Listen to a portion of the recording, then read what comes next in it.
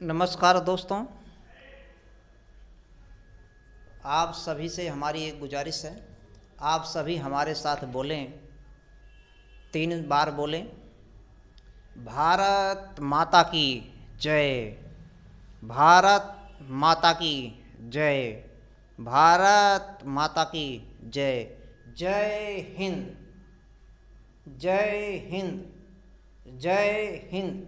हमारा जो आज का टॉपिक है ये मंदाकिनी को लेकर है। अब मंदाकिनी का मतलब, जो फिल्म में मंदाकिनी जी थी, फिल्म एक बनाई थी उन्होंने, राम तेरी गंगा मैली, हम उन मंदाकिनी की बात नहीं कर रहे हैं।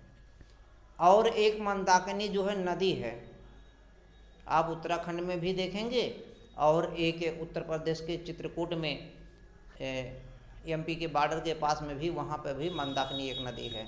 लेकिन मंदाकिनी जो प्रसिद्ध नदी है वो मंदाकिनी नदी जो है उत्तराखंड वाली, जिससे गंगा का बाद में निर्माण हो जाता है वहीं से मिल करके, तो उस मंदाकिनी की हम बात नहीं कर रहे हैं।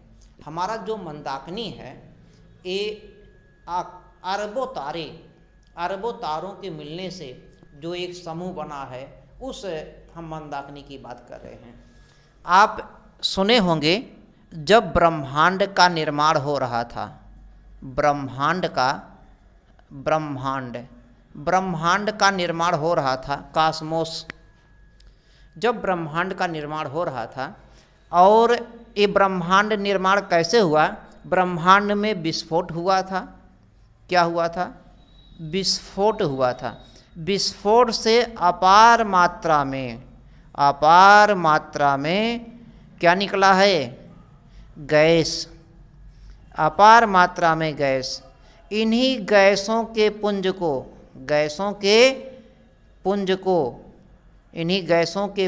को नाम दे दिया गया नेबुला। क्या नाम दिया? नेबुला। नेबुला को हिंदी में निहारिका भी कहा जाता है। निहारिका। इतना आपके समझ में आ ही गया होगा। हमारी बात अगर नहीं समझ में आएगा तो किसी के बात में नहीं समझ में आएगा, क्योंकि हम यूपीएससी को बहुत ही सरल भाषा में पढ़ाता हूँ। बहुत ही सरल भाषा में, हमारे जैसा कोई नहीं पढ़ाएगा, इस बात को समझिए। ब्रह्मांड जो है, ब्रह्मांड ऐसा आप अगर नहीं जानते तो सुनिए। ब्रह्मांड में विस्फोट हुआ था, बहुत पहले की बात है, लगभग 5 अरब वर्ष पहले की, 15 अरब वर्ष पहले या 14.5 अरब वर्ष पहले ब्रह्मांड में विस्फोट हुआ। और इस विस्फोट के बाद में अपार मात्रा में गैस निकला। इन्हीं गैसों के पुंज को नेबुला कहा जाता है। इसी नेबुला को हिंदी में निहारिका कहते हैं। यही जो नेबुला है, निहारिका है, यही नेबुला निहारिका से ही तारे बने हैं। इन्हीं नेबुला या निहारिका से तारे बने हैं। नेबुला या निहारिका से क्या बना है? तारा। इसका मतलब जो तारे हैं, स्टार, जिसको कहीं कहीं इधर यूपी की बात करें, कुछ बिहार में बात करें, तो ग्रामीण क्षेत्रों में तरई कहते हैं। तरई समझ रहे होंगे। तरई वरई कोई शब्द नहीं है, गांव में लोग चूँकि कह देते हैं, वो उनका अपना है कॉन्सेप्ट। लेकिन तारा का मतलब स्टार। ये जो तारा बना है, ये किससे बना? नेबुला से। नेबुला मतलब निहारिका। इसका मतलब जो है क्या है? गैसों का पुंज है। ये गैस कहाँ से आए हैं? जब ब्रह्मांड में विस्फोट हुआ है। ब्रह्मांड में जो विस्फोट हुआ था, आप सुने होंगे, इसी को बिग बैंग कहा गया है। बिग बैंग ऐसे भी लिखा जाता है, बिग बैंग, महाविस्फोट, इसको कहते हैं महाविस्फोट। बिग बैंग थ्योरी जॉर्ज लेमेंतेयर ने दिया था। इतना आप जानिए अगर नहीं जानते हैं तो। ये जो नेबुला है, नेबुला से तारे बने। यही तारों के अरबों समूहों को, एक दो नहीं, तारों के अरबों समूहों को, इन्हीं तारों के अरबों समूहों को ही मंदाकिनी कहा जाता है। मंदाकिनी मीन्स समझिए गैलेक्सी, GALAXY। इसको ऐसे भी लिखा जा सकता है, गैलेक्सी। चाहे ऐसे लिखिए, चाहे ऐसे, चाहे ऐसे। तो अरबों तारों के समूह को मंदाकिनी कहा जाता है। यहाँ तक कॉन्सेप्ट क्लियर हो गया। अरबों तारों के समूह को मंदाकिनी कहा जाता है, अर्थात गैलेक्सी कहा जाता है। अरबों तारों के समूह को क्या कहा जाता है? मंदाकिनी या गैलेक्सी। यहाँ तक क्लियर हो गया। अब ये भैया जो मंदाकिनी है, ये जो मंदाकिनी है, ये मंदाकिनी के 3 अवस्थाएं दिखाई देती हैं। यही मंदाकिनी नहीं, दुनिया में जितने भी चाहे सजीव हों चाहे निर्जीव हों, सभी में, और मुख्य रूप से सजीवों की बात अगर किया जाए, 3 अवस्थाएं दिखाई देती हैं। एक शैशवावस्था है, दूसरा शैशवा के बाद में आगे युवावस्था आएगा, और तीसरा प्रौढ़ावस्था आएगा। ये 3 अवस्थाएं दिखाई देती हैं। ये 3 अवस्थाएं, पहली अवस्था कौन सी है? शैशवा अवस्था, शैशवावस्था। अगला कौन सा है? युवा अवस्था, युवावस्था। और अगला कौन सा है? प्रौढ़ अवस्था, प्रौढ़ावस्था। प्रौढ़ावस्था मतलब वृद्धावस्था भी कह सकते हैं, और उसे वृद्धावस्था प्रौढ़ावस्था में थोड़ा सा डिफरेंस माना जाएगा, लेकिन मुख्य रूप से यही समझिए। तो जो मंदाकिनी बने हैं, अरबों तारों के समूह को मंदाकिनी कहा गया। जो शुरू में यानी कि लगभग ये मान के चलिए 6 से 8 अरब वर्ष पहले जो तारा बना, ये ब्रह्मांड में जो विस्फोट हुआ था 14.5 अरब वर्ष पहले हुआ था। अरब वर्ष पहले हुआ था। तो एक मात्र ऐसा वैज्ञानिकों का परिकल्पना है, ऐसा हाइपोथेसिस है, ऐसा माना गया है, और ये प्रयोगों और प्रमाणों पर सिद्ध भी किया जा चुका है कि सही है। तो शैशवा अवस्था के जो मंदाकिनी का निर्माण हुआ लगभग 6 से 8 अरब वर्ष पहले पूर्व। इनकी संख्या ज़्यादा नहीं है, मात्र 3% ही हैं। कितना है? 3%। शैशवा अवस्था के जो तारे बने हैं मात्र 3% हैं, और जो युवा अवस्था है ये 80% है। कितना है? 80%। युवा अवस्था का तारा की संख्या कितना है? 80% है, जबकि प्रौढ़ावस्था की अगर बात करें ये 17% है। अब सवाल, हम जिस पृथ्वी पर रह रहे हैं, ये पृथ्वी तो भी किसी आकाशगंगा में होगी, किसी मंदाकिनी में होगी, किसी गैलेक्सी में होगी। तो हमारी जो पृथ्वी जिस आकाशगंगा में है, जिस मंदाकिनी में है, अब आपके सामने एक समस्या और आ गया होगा, आकाशगंगा क्या है? अभी हम आगे लेके चल रहे हैं, बता रहे हैं आकाशगंगा क्या है। तो हमारी जो पृथ्वी जिस पृथ्वी पर हम लोग, मानव लोग, जीव जंतु सभी लोग रह रहे हैं, तो हमारी जो पृथ्वी है इसी युवा अवस्था की मंदाकिनी में है। हमारी पृथ्वी जो है युवा अवस्था की मंदाकिनी में है। हम इसी को यहीं पे दिखा देते हैं। युवा अवस्था की मंदाकिनी, यानी कि पहला था शैशवावस्था, दूसरा है युवा अवस्था, और तीसरा है प्रौढ़ावस्था। युवा अवस्था में अगर बात किया जाए तो हमारी जो मंदाकिनी, हमारी जो पृथ्वी है ये युवा अवस्था की मंदाकिनी में है। हमारी जो पृथ्वी है ये युवा अवस्था की मंदाकिनी में है, और इसका आकार अभी तक जो देखा गया है, इसका आकार सर्पिलाकार है। इस युवा अवस्था मंदाकिनी का आकार कैसा है? सर्पिलकार। सर्पिल मतलब सर्पिलाकार। सर्पिलाकार मतलब जैसे सर्प होता है, आप देखे होंगे सर्प टेढ़ा मेढ़ा होता है, ऐसे सर्पिलाकार है। अभी तक जितने देखेंगे हैं इसमें ज़्यादातर ज्ञात मंदाकिनियों का आकार कैसा है? सर्पिलाकार, और ये युवा अवस्था में ही दिखाई देते हैं। अब हम आगे बढ़ते हैं। तो मंदाकिनी आपके समझ में आ गया होगा क्या है? अरबों तारों का समूह मंदाकिनी होता है, और ये कितने प्रकार के हैं? ये मंदाकिनी 3 प्रकार के, 3 अवस्थाओं में है, शैशवा अवस्था, युवा अवस्था, प्रौढ़ावस्था, जिसमें हमारी पृथ्वी जो है युवा अवस्था की मंदाकिनी है। और ज़्यादातर युवा अवस्था की मंदाकिनियों का आकार कैसा? सर्पिलाकार। सर्पिला माने सर्प के आकार का। अब देखिए, जब तारे अनेक बन रहे थे, तारों का निर्माण हो रहा था, एक टॉपिक हमने ये भी बना दिया है, तारों का निर्माण, तारों का जीवन चक्र। आप देख भी सकते हैं उस वीडियो में कैसे कैसे तारे बने हैं। तारे मतलब हमारा जो सूर्य है वो भी एक तारा है, लेकिन ये हमारी पृथ्वी से सर्वाधिक निकट है, इसलिए ज़्यादा बड़ा और ज़्यादा तीव्र दिखाई देता है, जिसे हम लोग अपना सूरज मानते हैं। तो तारों का जब निर्माण हो ही रहा था तो ये मंदाकिनी टेढ़ा मेढ़ा सर्पीला के आकार का है, सर्पीला के आकार का है। तो इसी मंदाकिनी के केंद्र में इसमें एक दो तारे नहीं, अरबों तारे हैं। अरबों तारों के समूह को मंदाकिनी कहा गया है, और एक दो मंदाकिनियाँ भी नहीं, अरबों मंदाकिनियाँ हैं। इस ब्रह्मांड में, इस कॉस्मोस में अरबों मंदाकिनियाँ हैं, गैलेक्सी हैं, और उनमें से एक मंदाकिनी को हम उठाते हैं जिसमें ये हमारा पृथ्वी है, जिसमें हमारा ये पृथ्वी है। पृथ्वी है तो यहीं पे सूरज भी होगा, सूरज भी होगा। तो अब इसमें जब अरबों तारे हैं तो इन अरबों तारों को संतुलित करने वाला भी कोई होना चाहिए, जिससे ये संतुलित किया जा सके, इनको नियंत्रण में रखा जा सके। तो जब इन तारों का निर्माण हो ही रहा था, उसी में एक ब्लैक होल का निर्माण हुआ।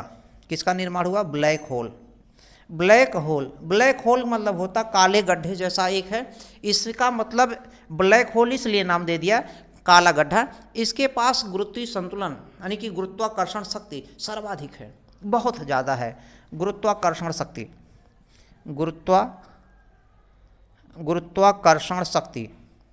गुरुत्वाकर्षण शक्ति जो है सर्वाधिक है, सबसे ज़्यादा, सर्वाधिक। इसके पास गुरुत्वाकर्षण शक्ति सर्वाधिक है, सबसे ज़्यादा। इसके इर्द गिर्द में जो भी इसके पास में आ जाते हैं, इसके ग्रेविटेशन में, इसके गुरुत्व के क्षेत्र में जो अभी आ जाते हैं, उनको अपनी ओर आकर्षित करके समाहित कर लेता है। अर्थात उन तारों का या उन आकाशीय पिंडों का या ग्रहों का या क्षुद्र ग्रहों का या उपग्रहों का उनका अस्तित्व समाप्त हो जाता है, इसी में समा जाते हैं। इसीलिए इसका नाम दे दिया गया है ब्लैक होल।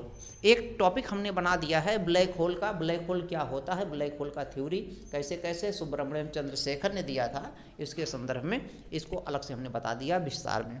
तो ब्लैक होल जो होता है, इसी के चारों ओर जितने तारे हैं, जितने ग्रह हैं, सब लोग चक्कर लगाते रहते हैं, सभी लोग इसी के चारों ओर सभी चक्कर लगाते रहते हैं। इसका मतलब ये जो ब्लैक होल होता है, एक होता है, एक मंदाकिनी में एक ब्लैक होल होता है, जिसके चारों ओर सभी सूरज, सभी तारे, सभी ग्रह, सब लोग चक्कर लगाते रहते हैं। लेकिन कभी कभार ऐसा भी देखने को मिलता है, किसी किसी मंदाकिनी में एक ब्लैक होल के अलावा दो भी हो सकते हैं, तो उस प्रकार के ब्लैक होल को जुड़वा ब्लैक होल कहा जाता है। एक मंदाकिनी में दो भी हो सकता है, लेकिन कभी कभार ऐसा होता है जैसे मानव के हाथ में 5 अंगुलियां होती हैं, लेकिन कभी कभी किसी के 6 अंगुली भी हो सकता है, एक अपवाद स्वरूप हो जाता है। हर जगह अपवाद स्वरूप देखने को मिलता है, तो यहाँ पर भी। तो ये ब्लैक होल जो होता है, ये गुरुत्वीय संतुलन का क्या है, गुरुत्वीय संतुलन का ये स्वामी है, गुरुत्वीय संतुलन का स्वामी है। क्या है? स्वामी। इस ब्लैक होल को ही गुरुत्वीय संतुलन का स्वामी कहा जाता है, क्योंकि इसी के चारों ओर जितने तारे हैं सब चक्कर लगा रहे होते हैं, और तारों के चारों ओर उसके ग्रह, और ग्रह के चारों ओर उसके उपग्रह, इस तरीके का चक्कर लगा रहे होते हैं। इस तरीके से इसके चारों ओर एक हिसाब से इनडायरेक्ट और इनडायरेक्ट में सभी लोग, सभी जो है तारे, ग्रह, उपग्रह, क्षुद्र ग्रह, सभी चक्कर लगा रहे होते हैं। इसलिए इस ब्लैक होल को गुरुत्वीय संतुलन का स्वामी कहा जाता है। तो ये समझ में आ गया होगा कि मंदाकिनी क्या, अरबों तारों का समूह है, ये 3 प्रकार का होता है। अब ये जो हमारी मंदाकिनी है जिसमें हम लोग रहते हैं, इसको जब देखा जाता अंतरिक्ष में जा करके, अंतरिक्ष से देखने पर ये बहुत ही स्वच्छ दिखाई देता, बहुत ही साफ दिखाई देता, इतना स्वच्छ दिखाई देता जैसे लगता दूध की गंगा बह रही हो, दूध की गंगा बह रही हो। इसलिए हम अपनी आकाश गंगा का, इसका नाम जो है आकाश में देखने पर दिखाई देता है। कहाँ पर? आकाश में देखने पर दिखाई देता। आकाश में यदि देखा जाता है तो इसको दिखाई देता है जैसे गंगा बह रही हो। क्या बह रही हो? गंगा। इसलिए इसको आकाश गंगा कहते हैं, आकाश में देखने पर जब अंतरिक्ष से देखते हैं लगता कि जैसे आकाश में गंगा मैया बह रही हो, गंगा बह रही हो, तो इसलिए आकाश गंगा नाम दे दिया गया। और ऐसा कभी लगता है कि दूध की धारा बह रही हो, इसलिए इसका इस ऐसी आकाश गंगा को जो है दुग्ध मेखला भी नाम दे दिया गया। दुग्ध मेखला, दुग्ध मेखला, दुग्ध मेखला, मेखला का मतलब लिख सकते हैं मिल्की वे भी लिखा जा सकता है, मिल्की वे, चाहे मिल्की वे लिखिए या दुग्ध मेखला लिखिए। क्योंकि आकाश में देखने पर जो ये हमारी मंदाकिनी है, ऐसे तो अरबों मंदाकिनियाँ हैं, अरबों तारों के समूह को एक मंदाकिनी, और ऐसे अरबों मंदाकिनियाँ हैं। उनमें से एक मंदाकिनी जिसमें हमारा सूर्य है, हमारा पृथ्वी है, उस मंदाकिनी को आकाश में देखने पर, अंतरिक्ष से देखने पर जो है दिखता जैसे आकाश में गंगा हो, गंगा जो अपनी गंगा मैया है, गंगा नदी, तो लगता है इसलिए इसका नाम, गंगा भी नदी टेढ़ी मेढ़ी सर्पिलाकार है। और ये भी आकाश जितने भी मंदाकिनियाँ 80% लगभग जो है, जो युवा अवस्था की मंदाकिनियाँ सर्पिलाकार है, तो इसलिए आकाश में देखने पर ऐसा दिखता है गंगा जैसा, इसलिए इसका नाम दे दिया गया आकाश गंगा। और दूध की धारा की तरह लगता है, दूध की धारा बह रही हो, इसलिए इसका नाम दे दिया है दूध मेखला। तो हमारी आकाश गंगा का नाम, हमारी मंदाकिनी का नाम जो है आकाश गंगा, और दूसरा नाम क्या है, दुग्ध मेखला भी है। तो ये समझ में आ गया होगा। और जो प्रौढ़ावस्था की मंदाकिनी है भैया, जो प्रौढ़ावस्था की मंदाकिनी है, ये मात्र 17% है। और जब मंदाकिनी प्रौढ़ावस्था में चला जाता है, उसके बाद धीरे धीरे इसकी जीवन लीला समाप्त हो जाती है। हर जगह ये आपको देखने को मिलेगा। फिर जो तारों का हमने जीवन चक्र बताया है, जब तारे ही का जीवन चक्र चला जाएगा, समाप्त हो जाएगा, तो समाप्त, फिर नया गैस बनेगा, और फिर नए गैस से नया नेबुला, नया गैस मतलब क्या, नेबुला, और नेबुला से फिर नए तारे, फिर ऐसे ही चलता रहता है। एक परिकल्पना है वैज्ञानिकों का, हाइपोथेसिस है, और इसी को कहा गया है विस्तारित हो रहा है, इसलिए इसको ब्रह्मांड को विस्तारित अभी माना जाता है कि ब्रह्मांड में अभी विस्तार की प्रक्रिया जारी है, विस्तार का क्रम चल रहा है। अगर समझ में आ गया होगा मंदाकिनी क्या होता है, अरबों तारों का समूह है मंदाकिनी है। ये तारे कहाँ से आए हैं, नेबुला से आए हैं। नेबुला क्या, गैसों का पुंज है। गैस कहाँ से आया, जब ब्रह्मांड विस्फोट हुआ। अब सवाल, ब्रह्मांड क्यों विस्फोट हुआ होगा। एक ऐसा माना गया है कि ब्रह्मांड एक समय, आज के लगभग 14.5 अरब वर्ष पहले ब्रह्मांड पूरा का पूरा सिकुड़ रहा था। सिकुड़ते सिकुड़ते एक ऐसी स्थिति आ गई, जब सिकुड़ना बंद हुआ, अंततः उसमें विस्फोट हो गया, बहुत तेज। विस्फोट होने से अपार मात्रा में गैस निकला होगा, बहुत से सामान निकले होंगे। ब्रह्मांड का निर्माण कैसे और कब हुआ, किस परिस्थितियों में हुआ, क्या कारण रहे हैं, इसके पे एक टॉपिक हमने ब्रह्मांड का निर्माण भी बता दिया है। पहला वीडियो उसी पर बनाया गया था, आप उसको भी देख सकते हैं। धन्यवाद। अगर वीडियो समझ में आए तो लाइक कर दीजिए, शेयर कर दीजिए, सब्सक्राइब कर दीजिए। सब्सक्राइब करना आपका कर्तव्य भी है और लाइक भी करना कर्तव्य है। हमारा कर्तव्य जो था हमने पूरा कर दिया। कहीं भी फॉल्ट हो तो उसको बताइए, और उससे फॉल्ट बिल्कुल नहीं, 0% फॉल्ट होने की संभावना रहेगा, क्योंकि हम पहले से तैयार करके आते हैं मार्केट में। धन्यवाद। देखिए, जो हमने बताया कि हमारी जो आकाश गंगा है, आकाश गंगा, ये हमारी मंदाकिनी का नाम ही आकाश गंगा है, चूँकि आकाश में देखने पर ये गंगा की तरह दिखाई देता है। और इसी का अभी हमने नाम बताया है। इसी मंदाकिनी का नाम जो है, हमारी मंदाकिनी जो है, मंदाकिनी, हमारी मंदाकिनी का नाम जो है आकाश गंगा, इसी को दुग्ध मेखला भी कहते हैं, दुग्ध मेखला भी कहते हैं, मिल्की वे, मिल्की वे। ये क्लियर हो रहा है। तो हमारी जो दुग्ध मेखला है, इसी के तरह से ये बहुत बड़ा है, बहुत ही बड़ा है। दुग्ध मेखला हमारी जो है आकाशगंगा बहुत ही बृहद है। इसी की तरह से एक और आकाशगंगा है। ऐसे तो हैं अरबों, लेकिन हमारे मंदाकिनी के पास में एक बहुत बड़ा है, इसका नाम बहुत बड़ा है, बृहद है। इसका नाम है हाइड्रोमेडा। हाइड्रोमेडा, हाइड्रोमेडा हमारी आकाशगंगा की तरह है, हाइड्रोमेडा। तो हाइड्रोमेडा जो है हमारी आकाशगंगा जैसी है, ये बहुत बड़ी है ये भी। और हमारी आकाशगंगा के पास में दो और आकाशगंगाएं हैं जो बड़े मात्रा में हैं। एक है बृहद, नंबर 1 पे है बृहद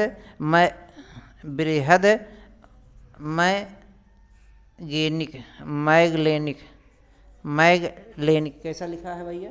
हाँ, मैगलेनिक बादल, इसका नाम है बृहद मैगलेनिक बादल। और दूसरा है नंबर 2 पे है लघु मैगलेनिक बादल, मैगलेनिक बादल। तो हमारी आकाश जो हमारी मंदाकिनी है उसका नाम क्या है? आकाशगंगा है।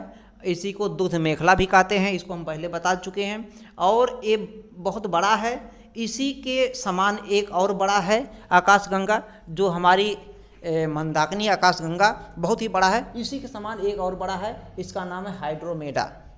इस आकाशगंगा का नाम पूछा भी जा सकता है कि हमारी आकाशगंगा के पास में कौन से जो है बड़ा है, तो हाइड्रोमेडा। और इसी हमारे के पास में हाइड्रोमेडा के पास में 2 और अन्य हैं, जिसका नाम है बृहद मैगलेनिक बादल और अगले का नाम है लघु मैगलेनिक बादल, लघु मैगलेनिक बादल। फिर हम आपसे अपील करते हैं कि यदि वीडियो बढ़िया लगा, समझ में आया हमारी बात, सरल भाषा में अधिक से अधिक कॉन्सेप्ट देने के माध्यम से और मेंस लिखने के हिसाब से, प्री के हिसाब से हर एग्ज़ाम में आप करेक्ट कर सकते हैं, यूपीएससी या पीसीएस जो भी है। तो समझ में आया तो लाइक कर दीजिए और क्या करिए, सब्सक्राइब करिए, शेयर भी कर दीजिए। धन्यवाद। इसी पर हम अपनी वाणी को विराम देते हैं। धन्यवाद।